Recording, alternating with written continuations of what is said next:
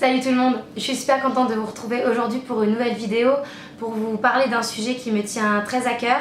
Ça va être le lait et les produits laitiers.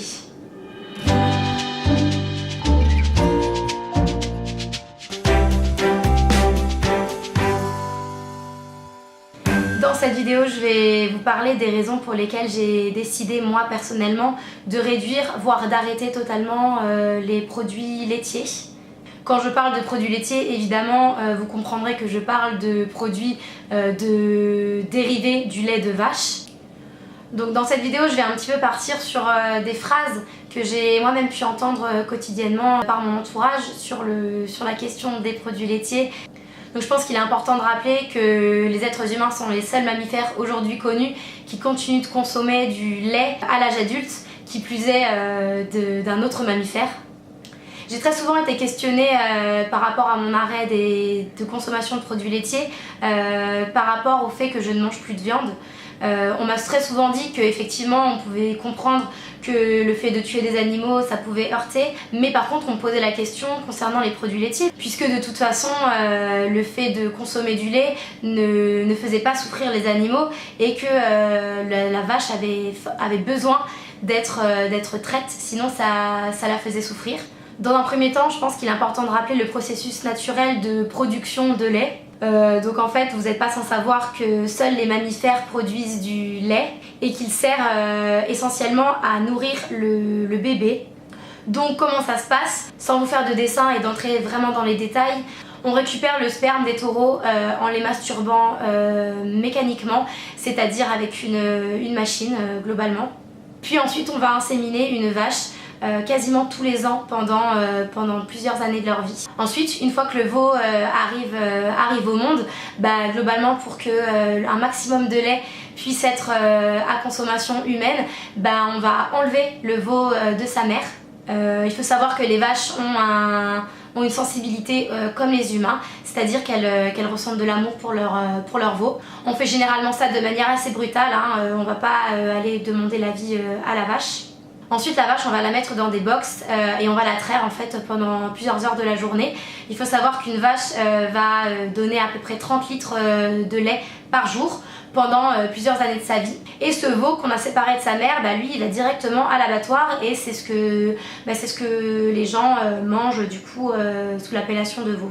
Donc il faut savoir qu'une vache en temps normal a une durée de vie de 5 ans, mais avec les conditions de vie qu'elles ont actuellement, une vache elle vit en moyenne 5 ans et une fois qu'elle n'est plus assez rentable au niveau du lait, elle va finir directement à l'abattoir. Et chose que j'ai apprise en faisant mes recherches pour cette vidéo, c'est que 40% de la viande de bœuf que vous achetez aujourd'hui en fait provient des vaches laitières qui ne sont plus assez rentables pour produire du lait. Il faut savoir que le lait de vache est destiné à un bébé, clairement à un veau, au même titre que le lait maternel humain est destiné à un bébé humain. Donc il faut savoir que dans le lait de vache il y a beaucoup de protéines, il y a beaucoup de nutriments qui sont faits pour que le veau grandisse correctement.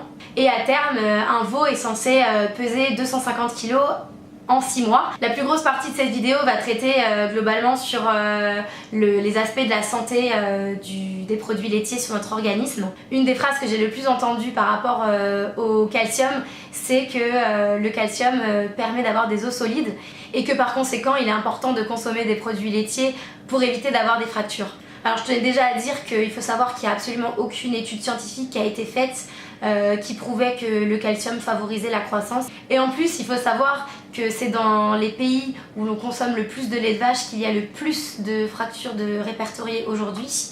Je pense que c'est important de savoir qu'il y a à peu près 70 à 80% de la population actuelle qui est intolérante au lactose sans même le savoir en fait. À partir de 3 ans, en fait, il y a une enzyme qui a arrêté d'être produite par le corps et c'est ça qui permet plus en fait d'assimiler le lactose, qui est le sucre du lait. Et c'est pour ça que globalement, il y a énormément de personnes qui sont un peu gênées au niveau de l'estomac, qui digèrent très mal le lait, qui se retrouvent avec de l'acné, etc., etc. Sauf que dans beaucoup de cas, en fait, on met tous ces mots-là derrière le compte d'autre chose. Je vous laisse un petit peu imaginer une usine à vaches laitières. Globalement, c'est des centaines et des milliers de vaches qui sont entassées dans des box à peine plus grandes qu'elles-mêmes et qui passent leur journée à être traites en fait pendant plusieurs heures par des machines qui leur tirent leur lait, hein, voilà, globalement je pense que vous arrivez un petit peu à vous faire l'image. Donc il faut savoir que c'est dans des conditions très mauvaises, que ça fait mal, et donc ça amène au fait de savoir que les vaches sont dans un très mauvais état, que leurs pies sont dans un très mauvais état, et qu'aujourd'hui il y a un pourcentage de pus qui est autorisé dans le lait de vache. Donc moi ça me fait un petit peu sourire en fait de me dire que dans le lait qu'on consomme au quotidien, il y a un petit peu de pus de vache. Voilà. Donc du coup ces vaches elles sont dans un très mauvais état, elles sont malades souvent, et une fois qu'elles sont trop malades on les envoie directement à l'abattoir comme je vous ai dit un petit peu plus tôt. Mais donc du coup pour éviter que ces vaches tombent malades trop régulièrement, on va les bourrer d'antibiotiques pour éviter la prolifération des maladies. Donc il y a énormément d'antibiotiques qu'on consomme nous au quotidien dans la viande que l'on mange, soit dans les produits laitiers, parce que c'est les produits laitiers qu'on consomme. Chose importante à savoir aussi, c'est que 50% de la production des antibiotiques aujourd'hui créée en France, elle est réservée à l'élevage. Donc en fait il y a une énorme quantité des antibiotiques pour lesquels on paye qui sont réservés à l'élevage. Donc je sais pas vous, mais moi clairement c'est un chiffre qui m'a complètement choquée. Je pense que je vous apprends rien si je vous dis qu'il est pas super bon pour la santé de consommer beaucoup de graisses saturées. Il faut savoir que dans le lait il y en a une quantité astronomique, c'est-à-dire que pour vous donner un ordre d'idée, dans un verre de lait en fait c'est comme si vous mangiez 3 tranches de lard. Le lait contient pas mal d'hormones sexuelles comme les œstrogènes ou les progestérones, et c'est ça qui va clairement aider au développement des cancers, entre autres le cancer de l'utérus et le cancer du sein chez la femme. J'ai pu lire aussi dans les rapports de l'OMS qu'un homme qui consomme plus de 2 produits laitiers par jour a 35% de chance en plus d'avoir un cancer de la prostate. Donc je trouve que ce chiffre est assez astronomique. Lui aussi. Je vous parlais tout à l'heure du fait que le lait de vache était en premier lieu fait pour qu'un veau grandisse très rapidement et qu'il prenne du muscle et un poids de veau quoi.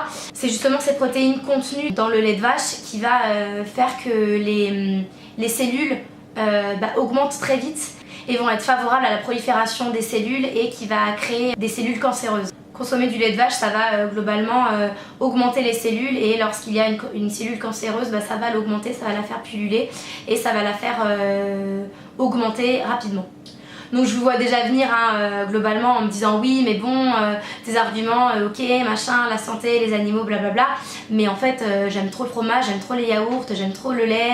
Sauf que oui, j'entends, moi aussi j'aimais beaucoup le lait, moi aussi j'aime beaucoup le fromage, j'aimais beaucoup les yaourts. Sauf qu'il faut savoir que nos papilles en fait elles s'adaptent en fonction de notre alimentation, et nos papilles gustatives se régénèrent entre 10 et 15 jours. Donc globalement il faut entre 2 et 3 semaines pour qu'on oublie le goût des produits laitiers, le goût du fromage, le goût de la viande. Il faut juste laisser le temps à notre corps de s'adapter. Et puis aujourd'hui il existe tellement d'alternatives aux produits laitiers, je pense aux laits végétaux, je pense aux yaourts végétaux, je pense aux fromages végétaux. Après oui, comme je l'ai dit tout à l'heure, c'est un changement d'alimentation radical. C'est pas facile, mais j'ai l'impression, en tout cas ce sont des arguments qui pour moi ont pesé dans la balance. Après j'ai jamais dit que ça avait été quelque chose de facile pour moi.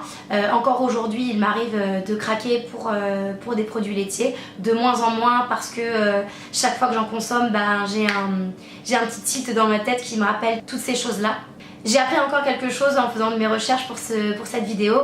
Dans le lait il y a de la casomorphine, et cette casomorphine va en fait provoquer de l'attachement entre sa mère et l'enfant, et c'est ça qui crée en fait le rapprochement entre une mère et son bébé. Ça crée un apaisement pour le bébé. Je sais pas si vous avez déjà remarqué, mais en fait une fois qu'un bébé a tété le lait de sa mère, autant humain que autre mammifère, en fait le bébé est totalement apaisé, et en fait c'est dû à cette casomorphine justement. C'est un peu comme une drogue finalement, et c'est pour ça qu'on est un petit peu accro à tous les produits laitiers, entre autres le fromage.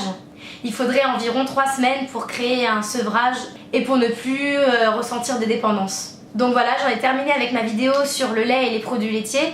J'espère vraiment que ça vous aura appris des choses et que ça aura permis juste de vous faire réfléchir. Si vous avez des questionnements ou des remarques à faire sur le sujet, je serais vraiment très contente de pouvoir en échanger avec vous sur le sujet. Dites-moi un petit peu où vous en êtes dans votre sevrage de produits laitiers. En tout cas, je suis ravie d'avoir pu en parler avec vous parce que c'était un sujet qui pour moi était très important d'aborder. Si vous avez envie qu'on en parle un petit peu plus en détail sur les réseaux sociaux, vous savez où me trouver. Je suis sur Instagram, Facebook et Snapchat. Sinon, écoutez, jusqu'à la prochaine vidéo. Je vous envoie tout plein de bisous. Ciao!